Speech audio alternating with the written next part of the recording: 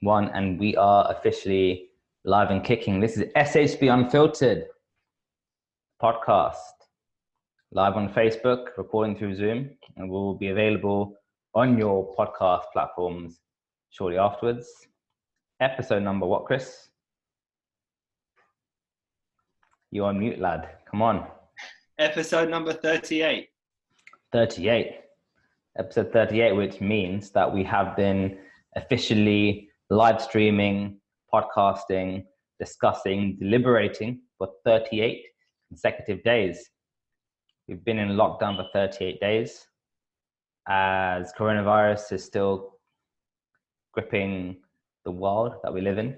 But we decided to start a podcast, and we are still running, still motivated, and still sharing, discussing, and chatting a bit of crap sometimes. My name is Ruben Pillai, and today we are here with Christopher Jackson, co-host, co-pilot. Thanks for coming aboard. And Adesanya, he's on a little bit of a streak himself here, a baby streak, as we call it. It's good to be here again, as always. Good. So before we start, I'm going to, I guess, speak about something happened to me today. Well, not really happened to me, but I had to make a small trip to the post office. And this was to deliver a letter by special delivery. And as you know, everywhere post offices and banks are open, mad busy. For some reason, people are posting stuff every day. So I decided to get there around half an hour to 35 minutes before the post office opened. Now I get there and there are already 3 or 4 people waiting in the queue. So I stepped up to join the queue. Waited in the car, listened to an audiobook, put my headphones in and just hang around, looking around, and people were walking past. Some people were sneezing a bit, coughing, and everyone giving mad suspicious vibes. Mad. And I was about to sneeze. My hay fever was about to start. I literally had to hold it in because just in case they got pranked or whatever and threw me at the queue, I could not take that risk. Minutes went on, 8:35, 8:40, 8:45.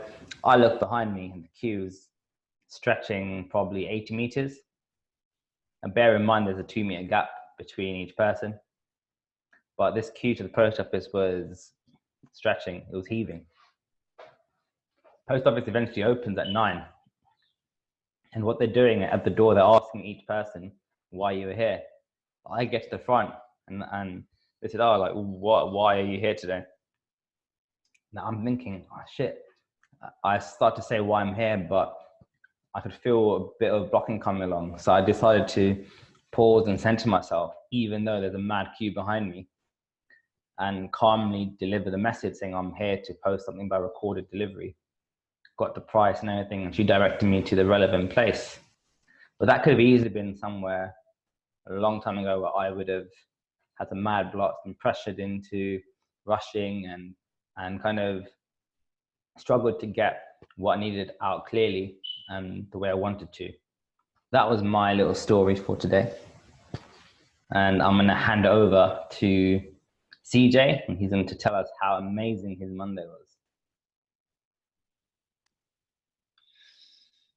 My Monday was quite good, to be honest. I had a work call booked with a software program that I've wanted to order for a while. Had a training call with a nice lady from the company.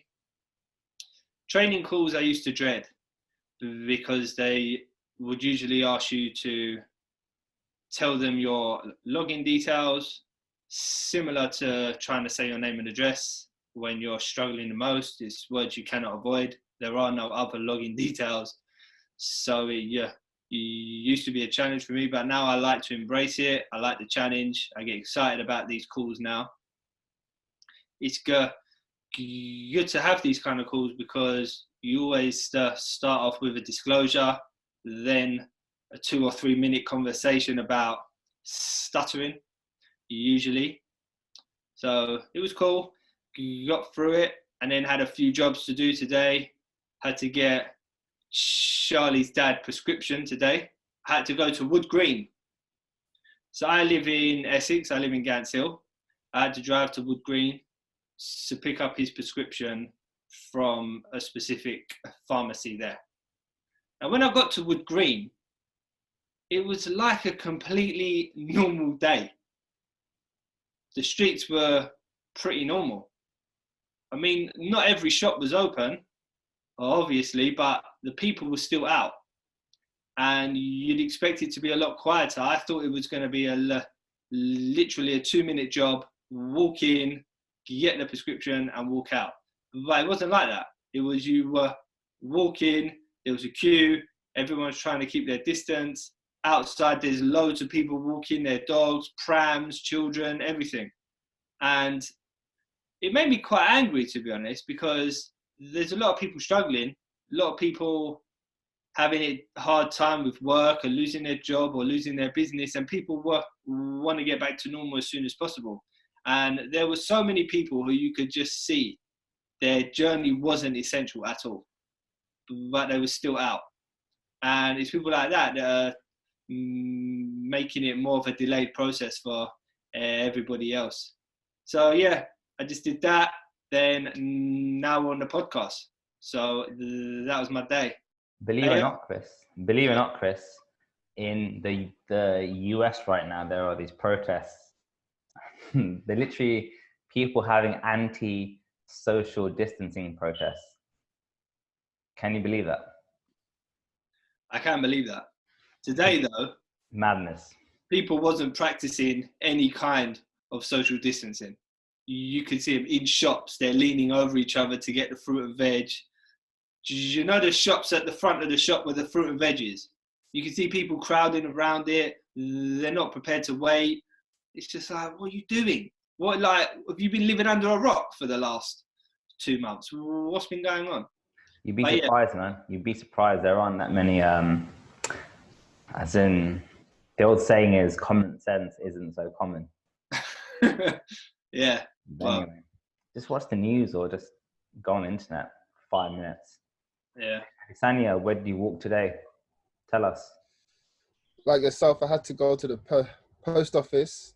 My local post office in Hyde Park was closed. So I decided to have my walk early. Walked about 4 miles to Chingford Mount. It was nice.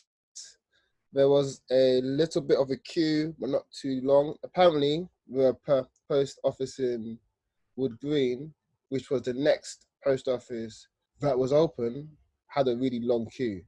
And I've just sold my car as well. Just sold my car yesterday as I'm moving. So that was cool. That's about it. That's big. It's big. Chris, one thing I forgot to mention as well. How's your hair doing right now? I'm you struggling. See, I got my cap on, right? Yeah. Today was a struggle, man. No, I'm struggling. I'm just trying to do anything with it, man, to get it back. But your hair seems fine. It seems in order, but I can tell you're very busy around 10 minutes before the podcast is on. Yeah, I'm in the middle. I'm like trying to get it to a decent level, but hairspray and the full works, right? Yeah, I just thought, you know what, just put the cap on and see what happens for the rest of the week, because I think my hair's coming to that point where it isn't like long enough to do certain things, but it's not short enough to do the other things. Yeah, it's in that in-between stage. It's in the in-between stage that everyone, all guys know what the pain is. And at least your hair is growing, man. My hair's gone. Lost my hair. I lost all my hair. It's falling out. It all the seems stress right, of bro. life. It seems right. Mate, I lost all my hair. It's all right, Eric. Don't worry, man. I think you'll be better off in the long run. It will come back. Don't worry, man. Yeah. Try regaining all that kind of stuff. One of my friends, he didn't explain exactly what he did, but I think it was stem cells. And literally, this guy was bald at 22, and at 28, he's got full hair, man. Chris, full hair. He's got comb over, fringe, a couple of spikes. He's got more hair now than he did when he was 21. Joke, he's a proper ball patch. I got a friend like that. He's lost his hair. Really sorry if he's watching. That's so funny. He knows that, but he started to use this oil, and his hair started to come back, and it started to get thick, and then he stopped using the oil again. And we were like, "You've definitely stopped using that oil again, mate, haven't you?" And he was like, "Oh no, I need to do it. I need to do it." You can tell. Hey, I'll think about that oil, bro. Don't worry. All right, today, talking point today actually stems from I'd say interesting conversation I had today, but it was also tiresome as well, to be honest. I ain't gonna lie here. Have you ever spoken to a brick wall before? Yeah, a few times. Yeah, like let's just say sometimes sometimes it's easier to speak to a brick wall, put it that way, because you don't get anything back from the wall. Like, imagine a brick wall that's picking itself apart and throwing bricks back at you. That's literally how it felt today. However, every conversation is a silver lining, and that fantastic conversation, gave me the talking point of today's podcast, which is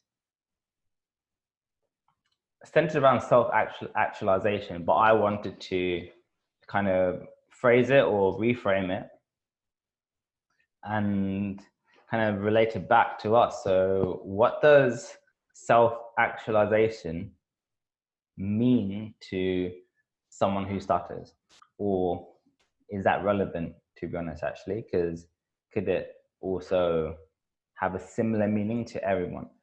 However, let's start with stuttering first, because maybe a good place to actually focus on as a base point for this conversation would be how SHB actually came into fruition. So Ayo, please remind us what the name of the WhatsApp group was before kind of the name SHB was coined. The group name was The Road to Self-Actualization. Fantastic. So RTSA, The Road to Self-Actualization, formed. And do you remember exactly why you formed that group and kind of what kind of content you wanted to discuss within that group? Self-actualization for me at that point of my journey was about the bringing together my two circles, the image I had of myself and the image of my ideal self, the person I wanted to be.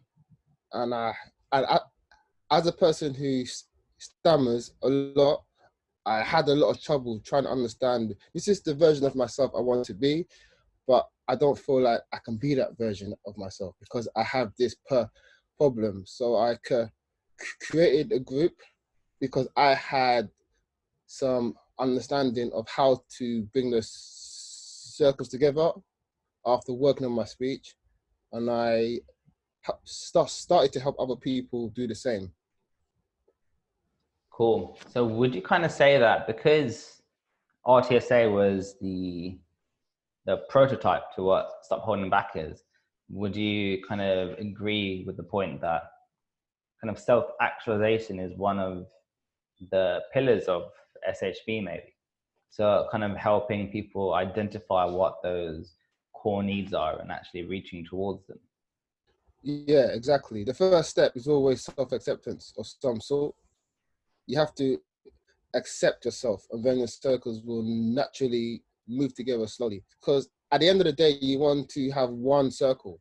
That's the goal of self-actualization. You don't want two circles. You want one pure circle, and that's you, fulfilled. I need to hold you there for a second, because can you kind of like explain in detail what these circles are? Because I guess for the people listening on who don't really have much information on this, it's too theoretical. So can you kind of like go back to basics and fundamentals and talk about the circles. And Chris, feel free to jump in as well, bro. Basically, we have an identity, and that's called your self-image. So as a person who stammers, sometimes that's the way I like to label myself these days. I had a lot of trouble seeing myself as a successful person, someone who was outspoken, someone who was able to do whatever he liked in life and become the person I knew deep down I could be. So that was the circle which was the best version of me. That's the circle that I'm working towards. The circle I had was the current version of me, the person who was holding back, the person who had low self-esteem, low confidence, the current me. So they're the two circles, the current version and the best version. The aim of self-actualization is to bring those circles together. So there's only one, and you are the best version of yourself. And to get to that point takes a whole lot of work. And it's a whole journey in itself. And it just doesn't only apply to people who start. This applies to anyone. I'm gonna Is that clear? pause there for a second quickly. So CJ, do you agree with that understanding that AO just gave? Or have you got your own take on it? No, to be honest, I think the way that AO described it is pretty much spot on, to be honest. But I think that people get confused on what the true definition of a self-actualized person is, especially people that stutter. I think they use it in a slightly different way. I hear a lot of people explaining it in a way where it's how people view them and how they view themselves and try to align that together. Where a true self-actualized person is a person who is fulfilled and living to their capabilities, which causes a problem for someone that stammers, because people think that self-actualization could be, I just accept that I stutter and I'm prepared to show everyone that I stutter. So then they see me as a person who stutters and I'm becoming a person who stutters openly. But where does living the fulfilled life come in? Where does living to your capabilities come in? And SHB, the reason why the original group, I feel, and correct me if I'm wrong, AO, the reason why I feel the original group was called RTSA, Road to Self-Actualization, is because that group was intended to help people get on the road to that fulfilled life and live into their capabilities. Correct me if I'm wrong, AO. Yeah, exactly. That was the whole point of the road to self-actualization. It was the road to becoming self-fulfilled, to becoming the best version of yourself, if you stutter or not, despite the rate of your stuttering. My focus wasn't on stopping stuttering completely. My focus was on working on your speech to become a better speaker so you can actually achieve things in life, like get a job, get a mate, get friends, build your own community, build a lifestyle for yourself, which you can enjoy. It's not about stop stuttering, man. And a lot of people in the stuttering community only focus on that level of self-actualization. I am a person who stutters, and then it stops for them. Ridiculous. Cheers, guys. So just want to quickly bring up a point. So this is kind of on the back of the conversation I had this morning. I started doing some reading again because it's been quite a while since I read into this topic. Now, self-actualization comes kind of at the top of Maslow's hierarchy of needs. So if you've studied any kind of like psychology or business, especially business, they mention it a lot. So the hierarchy of needs are kind of the needs that everyone has to actually reach satisfaction. There's different levels. So basic level would be kind of like food, air, and just a roof over your head. And then as you go up the pyramid, the needs become a bit more complex. Now, the problem that people tend to have is when they haven't really identified what their needs are at the top, then they're kind of consistently always chasing after things that will fulfill needs lower down in the pyramid. And because of that, they could kind of obtain those items or achievements, but they aren't really fulfilling their innermost need, or some people may call it purpose. Because some people say when they're following their purpose, they feel content, they feel one, they feel themselves. That's because they are fulfilling something that triggers the need at the top of the pyramid, which actually leads to self-actualization. Now, for people who stutter, do you strictly think that generally fulfilling the kind of accomplishment of overcoming stuttering is actually triggering that need atop the pyramid, or is stuttering maybe lower down, but they don't actually realize that yet? What do you think by that kind of question? If you don't understand, you can ask me and I'll try and rephrase it, make it a bit more clearer. Yeah, can you rephrase the question for me, please, Ruben? All right, cool. So like I mentioned before, you got your pyramid, your hierarchy of needs.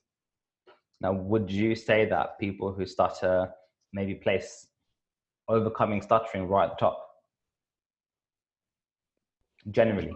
So don't think about yourself now. Think about generally. Yes. Maybe 10 years ago, yes. Chris, for you. Yeah. Now, what if in truth stuttering wasn't that high on the list? It was maybe second or third level, and there's more there to come. Yeah, but I think people can't see past that. People struggle to see past that. When you're struggling with your speech, you think that is the only obstacle. You think that's the only thing stopping you. So I think to try to get someone who hasn't pushed themselves and hasn't got any understanding that you can work with the stutter that you have, you can live a fulfilled life with the stutter that you have. If they have no experience of that, and it's very hard to get them to see past that. But what I do think the issue is that people set out to work on their speech, but they haven't worked out what the self-actualized version of themselves is. So what they're trying to do is work on their speech with no real path or no real map on where they're heading or where they're going. I think that's where the issue lies. I feel really happy right now, Chris, because yeah, you actually said what was going through my mind and what I was going to actually mention next, because I think this next part is actually vital, especially for you yourself and for anyone coaching as well, because in the end, if stuttering isn't the number one thing on the hierarchy of needs, then once you actually achieve some fluency or some control for a certain amount of time, what do you do afterwards? What is there to motivate you? Because there's people I've seen who probably don't know what to do. They're still going back to their jobs that they didn't like before, but they're still in those jobs. And they try to fill that void by doing, I mean, it's good stuff to like do speaking challenges or putting yourself in the news and doing a lot of awareness talks. But after a while, you need to actually turn that into something, because if you are aimlessly doing them just to rack up their numbers and then kind of keep telling the story again and again and get people for hugs and kisses and flowers at you, then like, is that really going to satisfy the needs at the top of the pyramid? Because like you should really be doing something else, because your control of your stutter has unlocked something else now, so you can actually move forward in your life in different areas. What do you think, KO? Because I think this really applies to you a lot, because you end up creating Stop Holding Back in the end, isn't it? And it's now doing a lot of good work. And affecting loads of people's lives positively? With the help of you guys, of course, Chris and you. But what I want to say is, you're so right. This is why I do not like to coach anyone who does not have a bigger reason than they just want to stop stuttering. Because I know once they stop stuttering a little bit, they're going to stop working on their speech, and they will begin a cycle of relapse, or that's not the right word to use, but they will go back to the way they was if they don't have a long-term vision of themselves. Like, why are you working on your speech? Like, why? There has to be a bigger reason than you just want to stop stuttering, because then you become like anyone else in the world. You become like, you will become just the average person if your aim is just to stop stuttering, because at the moment you see yourself as below them. You see yourself as subhuman sometimes. I've heard that from some people as well. And if they just attain a little bit of fluency, just a little bit, they're normal. I'm the average now, so I'm going to chill out and stop. No, bro. No, that's not the attitude that I like to hear. So I will only coach people who have a vision and want to get to somewhere in their life. I'm gonna pull up a statement that I just found from Google.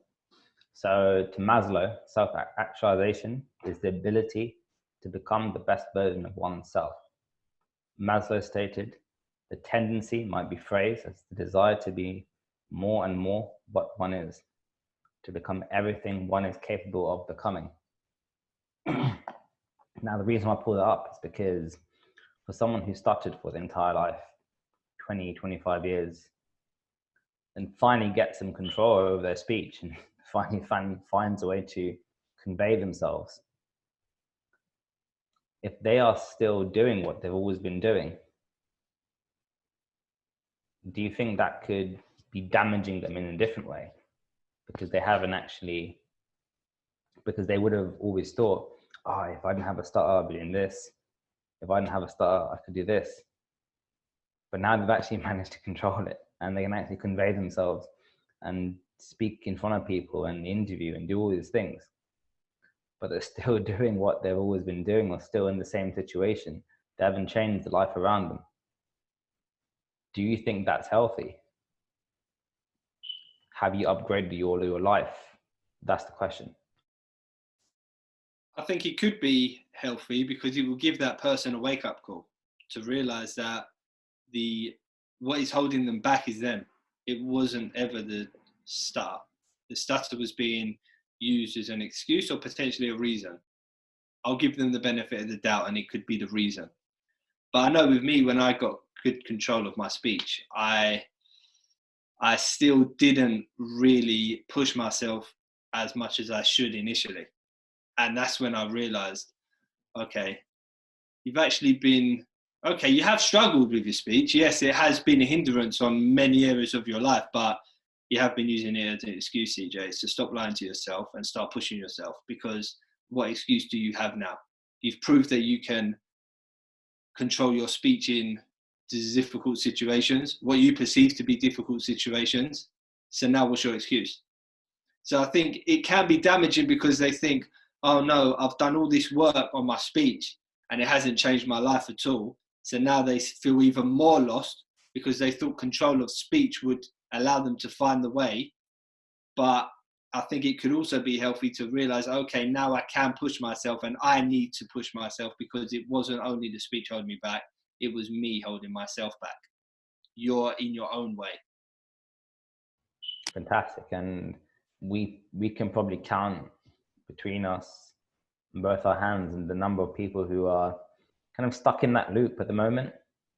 And they only just need to get that, just to get a few things clicked to actually break out that cycle, because they have control, they've got some fluency, they're confident, but then they slip away, then they'll work it out again, and then they're kind of constantly in flux. But if you're truly working on your speech, you would always be in some kind of flux. That's what I always believe. That's why it's more important to focus on the needs above it. What are your kind of higher aspirations? So yeah, like stuttering is there, but what's the next aim? So keep focusing on the next thing, and you'll always be kind of dealing with stuttering there. But if you have reframed your mind appropriately, then you can comfortably deal with anything that comes your way, because you are also achieving something much bigger than stuttering. And just minimizing that really helps as well, because you turn it from a massive problem into something that's really small now behind you. It's yesterday's news now for you. It's still lingering there, but isn't that big obstacle now. There's bigger things out there. Well, for me, just to say a little bit on this, the first time I achieved some sort of fluency, my whole life changed. I was applying for jobs. I was talking to more females. I was doing a lot of things completely different. So for me, stuttering was definitely the sole reason for me at the first part of my journey. Later down the road, I have since learned that as my speech has gotten, I would say, because I'm not doing the things I was supposed to do in this time period, it got worse. I started to see myself not slowing down on the things I was doing when my speech was a lot better.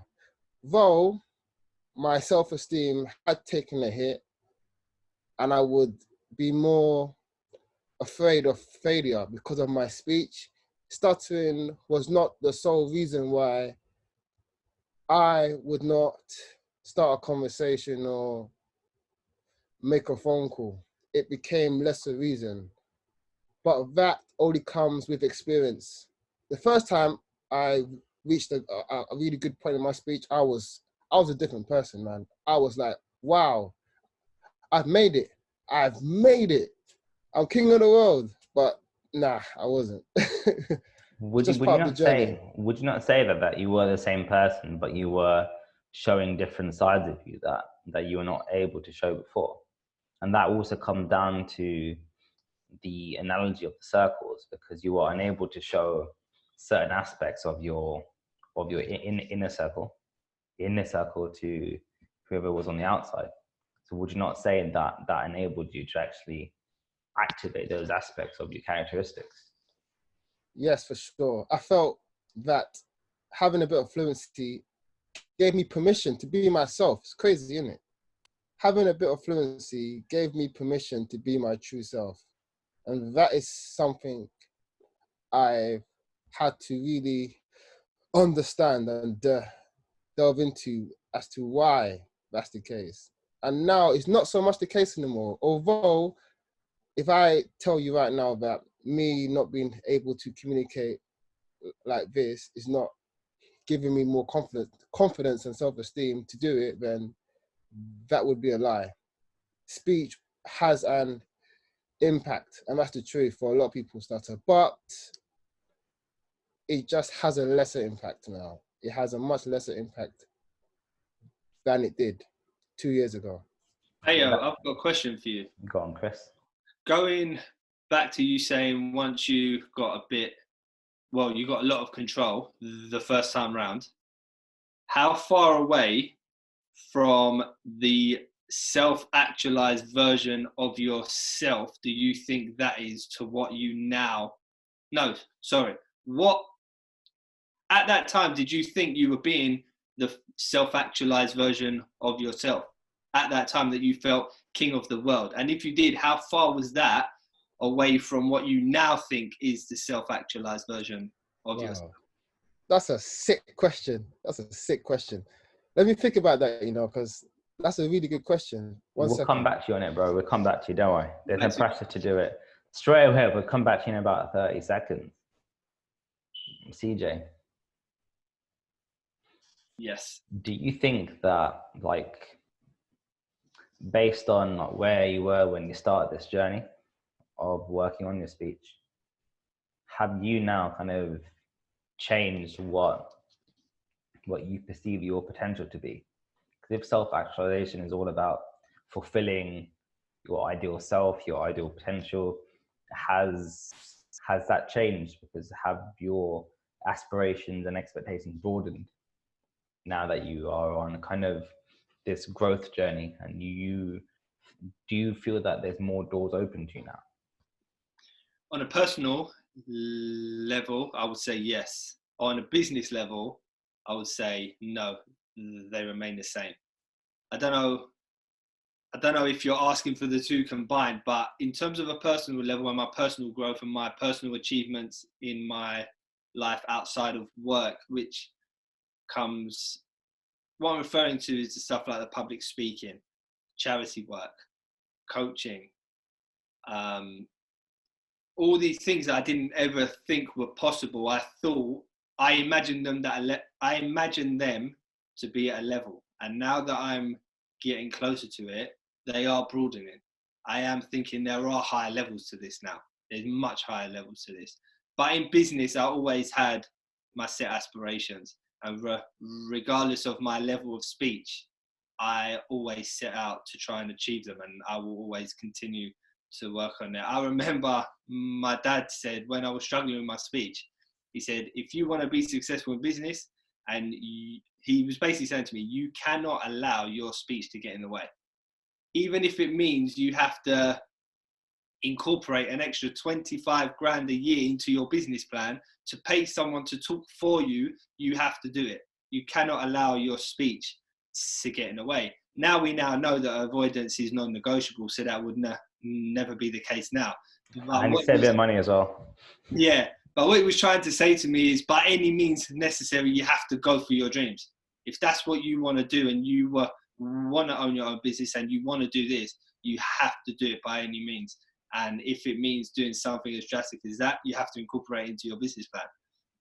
So in terms of business, it's not changed, but on a personal level, the more you're experiencing and the more you achieve, the more you realize there's so much more to go.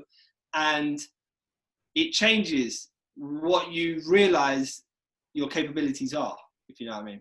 Definitely. And with that question, I didn't kind of ask you, I didn't really see it as more of a like separate things, business, personal, because I want to see them both as mutually exclusive, because they both have big effects on your life, right? They're both very, very linked to your life. Very, very, very linked to each other as well. Yeah, the reason why you can't really take them individually. The reason why I mentioned it is because I know that there are people out there who would like to run their own business, but their speech does become a factor in holding them back and taking that leap. And some people would prefer to stay in a job that perhaps they don't like because it's that fear. I have to control everything. I have to orchestrate everything. I have to motivate everyone. I'm going to have to communicate. And I always knew that I had to do that by any means necessary. Very, very cool. Very, very cool. Ayo, are you ready to answer Chris's incredible question? If Chris can ask the question again, just for the viewers, so they know go on, Chris. why. If you actually remember what you said to Ayo. Yeah, start to feel tension now. So how far away? Going back to when you felt like you were king of the world, straight after you got control of your speech for the first time, was you being the self-actualized version of yourself?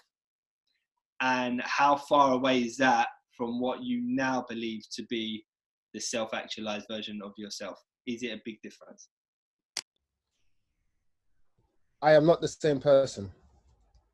I'm not the same person. So at that point I was, but my dreams have changed. My aspirations now have totally changed. I actually want more.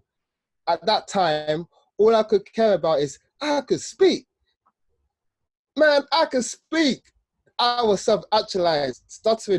Not stuttering was at the top of my pyramid. I was still in a job I hated. I was still surrounded by people I did not like. I was still in environments. I put myself in environments because I still felt the urge of being liked. I wanted to still be liked, right? So I wasn't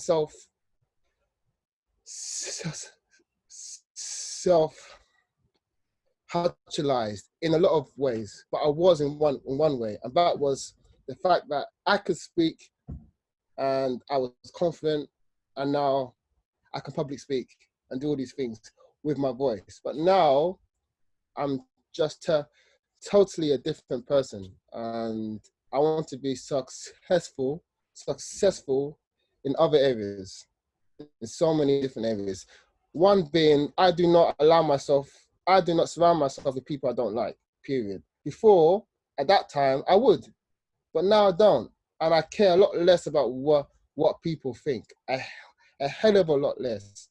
Like last night, I made a video, put it on Facebook of me singing. I was saying two phrases. I know who I am and I love myself. In a bathrobe. I would have never have done that 2 years ago. Are you crazy?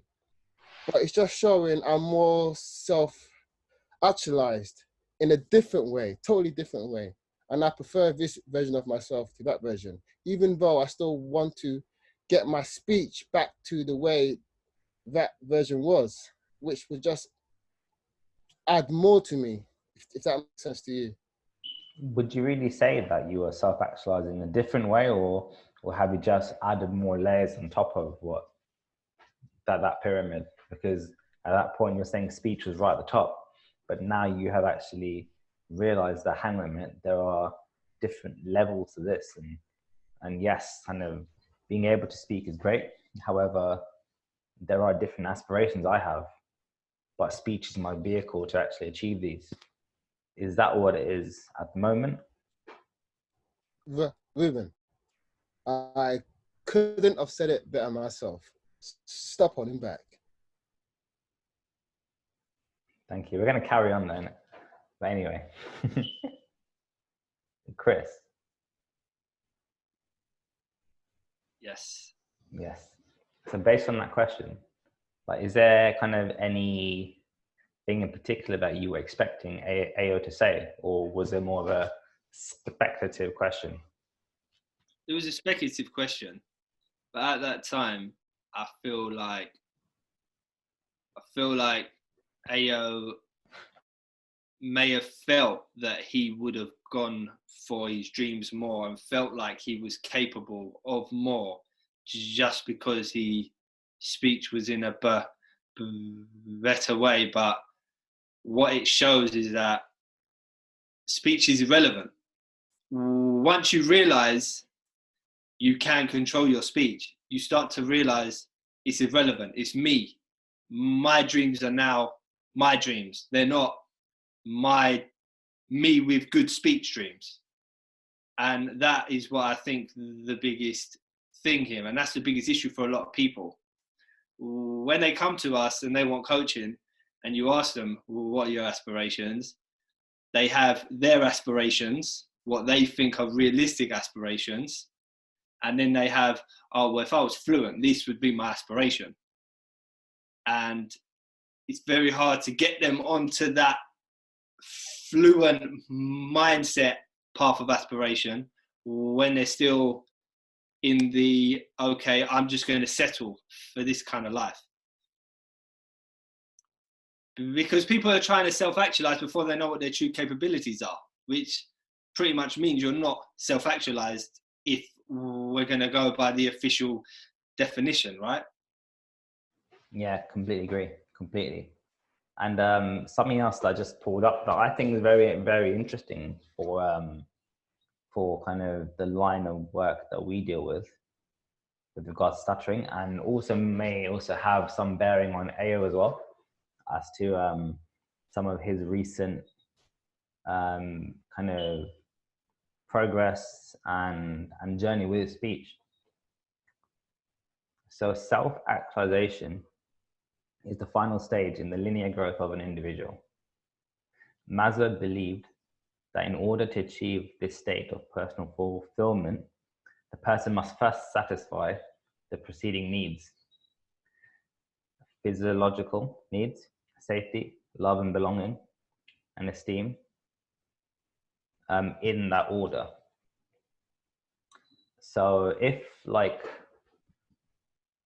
with stuttering, if that is like pretty high on a person's hierarchy of needs, pretty high, but and they manage to actually solve some of the puzzle and work out how to control it in certain situations or gain progress for kind of a certain amount of time.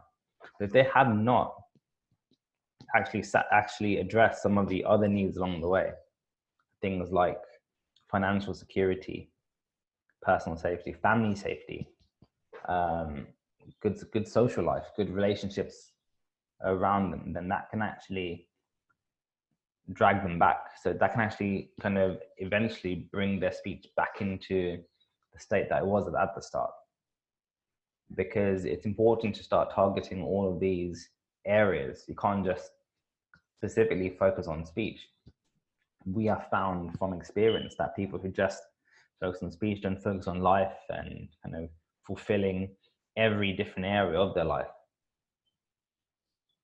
They eventually will come back down.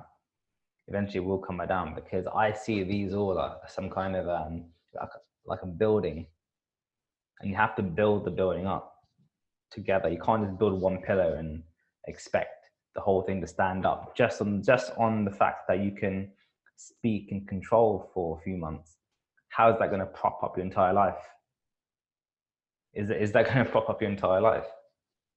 Like, because that's the point where, great, I've got the green light now to actually use my communication to start kind of hitting these higher levels in these different areas. Jump on dating sites, jump on job applications, start a business, start a charity, do all these things, and then that will further strengthen your speech. People don't realize it. They simply have their targets set at a very limited level, and just look to maintain and look to get back on track. The amount of times I've heard that phrase, I just smile now when I hear it, because if all they're doing is getting control, then going down and getting back up again and again, then that is their track. That literally is their track, and getting back on track, that doesn't mean anything to me now for some people, because they're so far on that journey that is what they're doing. It'll make more sense for them to actually sort everything else out, and then that's them getting off the track properly, or on the track. Anyway, please correct me if I'm chatting a bit, or add if I'm not. I wanted to ask you, Ruben, you were talking about the other needs that are on the Maslow's hierarchy of needs. And how much do you think financial plays a part in this? Because I know that a lot of people want to improve their speech to get a better job, increase their income. How much does it affect people when they work on their speech, but yet their financial situation remains the same, or it could even get worse, for example? I'm going to give you a perfect scenario that may actually answer that question, or maybe prompt even more questions, but either way, it's good. It's good. So my scenario is, you got a person, been working on their speech now for X amount of time. They enroll on some kind of course, and just hypothetically, they reach a stage where they are a coach or some kind of instructor on this course, and now they're running a course for 3 or 4 days, and they are commanding a room and just kind of like teaching people all these techniques and how to control their speech. Now, when they come back home and they struggle to like pay a certain bill, they're worried about the bills every month, or their financial situation isn't at a point where they can actually live comfortably.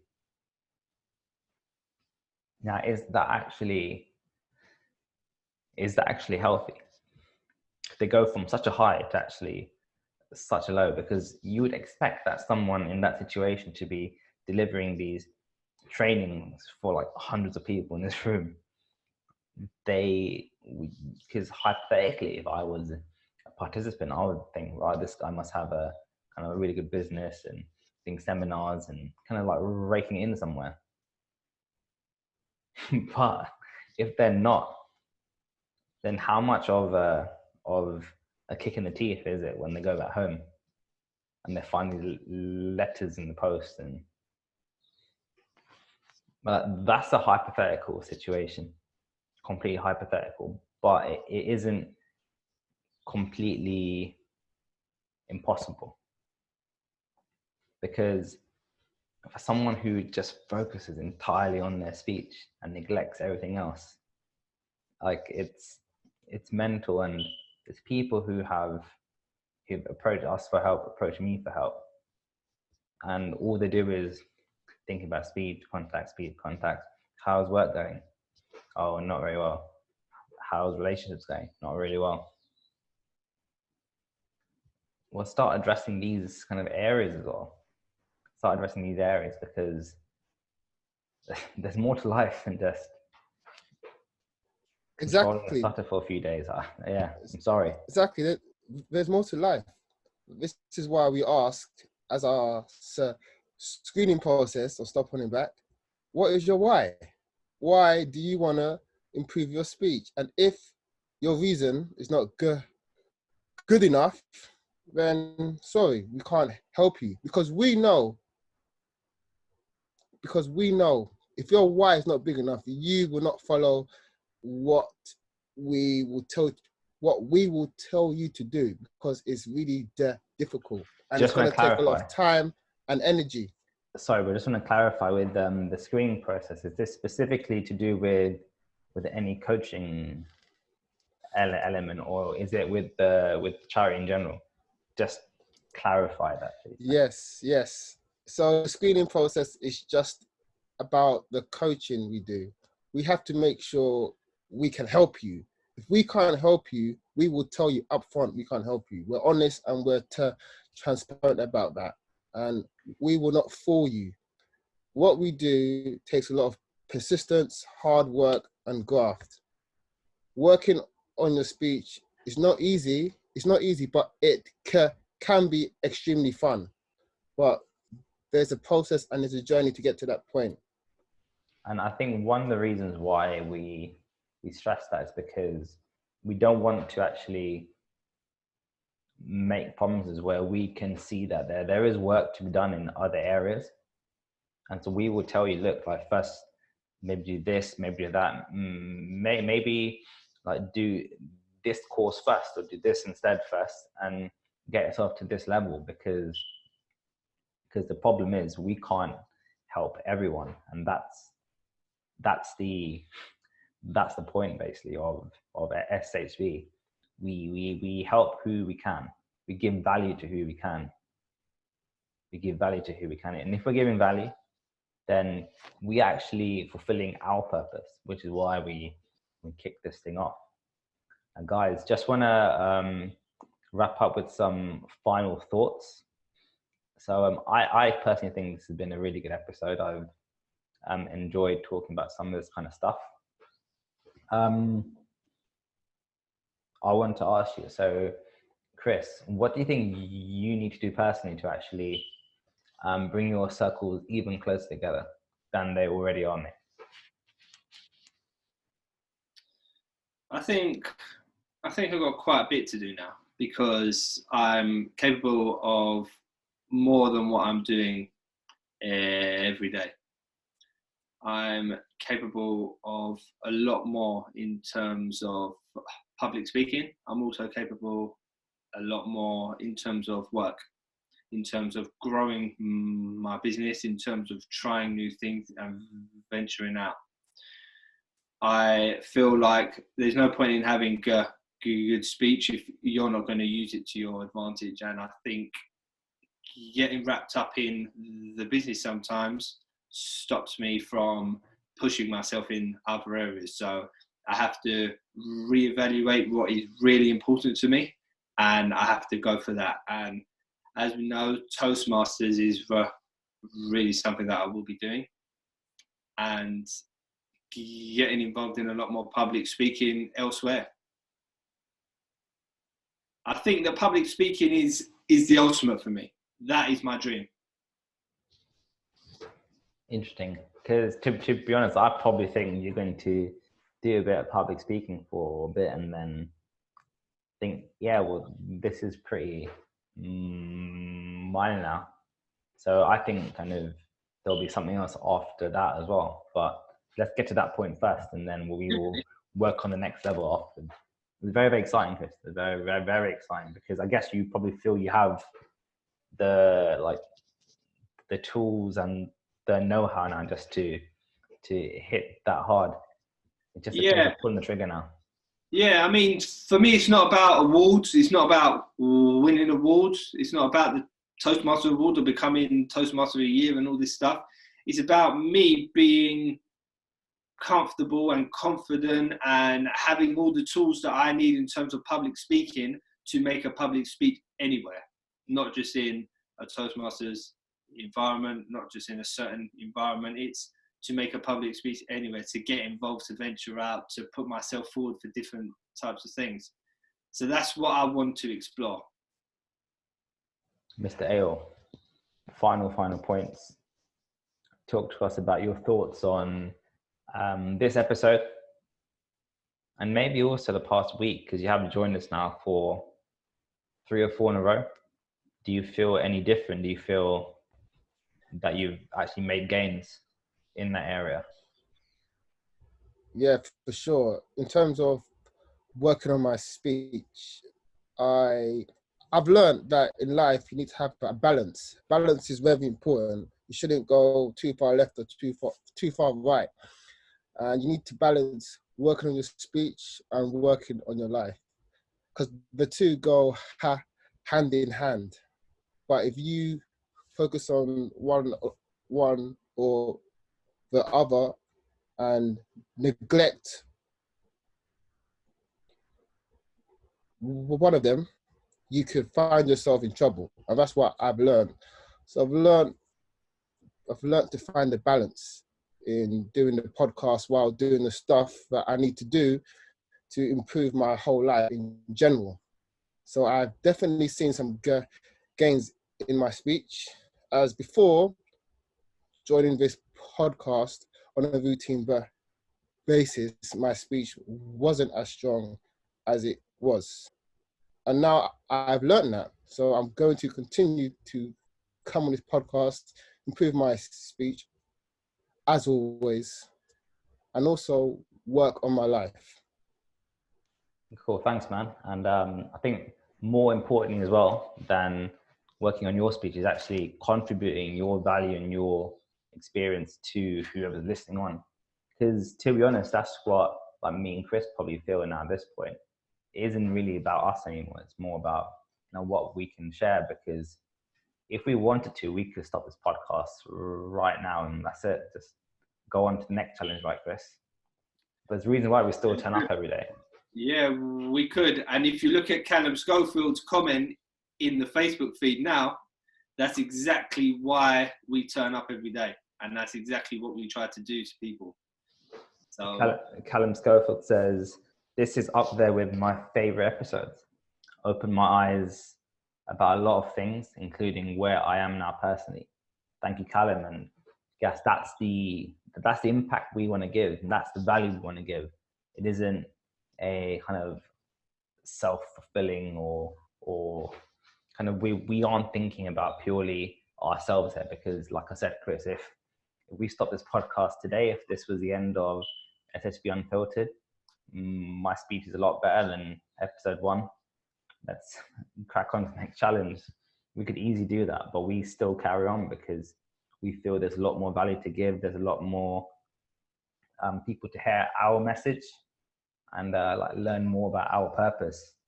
So thank you guys very much for joining me on this journey, and myself or you allowing me to join you on your journey as well. It actually means a lot. And I will say, Chris, it's the highlight of the day, isn't it? It is the highlight of the day. But Ruben, we also thank you for coming on the journey with us. It means a lot to us. It's a great thing that we're doing here, especially this podcast every day. I enjoy it more and more every day. Ayo, I know you're enjoying it as well, right? Eventually, I think, we literally had to like drag him back on here, kicking and screaming. But I think yeah. Like I said, I'm not perfect, you know. I'm still human. Don't worry. We could have told you that a long time ago. But yeah, let's not get too mushy and emotional here. But I think it's time to wrap it up, actually. So, guys, thank you very much for coming on and coming with us on this journey. Whoever's watching and dropping comments, thank you very much for being with us on this journey. This is SHB Unfiltered, episode 38. We'll be back tomorrow, but in the meantime, stop holding back.